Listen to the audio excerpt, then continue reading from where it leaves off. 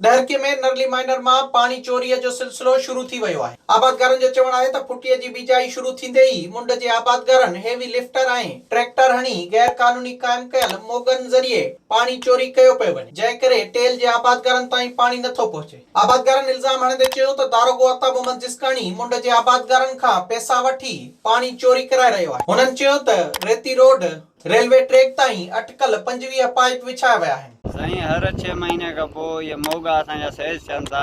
Says थियण खां पोइ असांखे पैसा वठी माण्हुनि खां या 72 माण्हुनि खां 25,000 फी मोगे ते वठी करे उहे पोल विझण जी इजाज़त ॾियनि था, तव्हां लिफ्ट हलायो।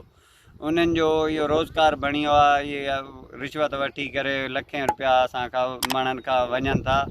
उन खां पोइ असां आला अमलदारनि खे अपील कयूं था, असांजो धिको मंज़ूरु आहे। असांजी ज़मीन जी सतह तमामु मथे आहे, असांजे पाणी नथो चढ़े, असांजो धिको लॻरायो वञे। 72 माण्हू त पैसा भरे वञनि था, असां ग़रीब माण्हू पैसा भरे भरे थकिजी पिया आहियूं। हाणे पैसा आहिनि कोन था त काॾों भरियूं।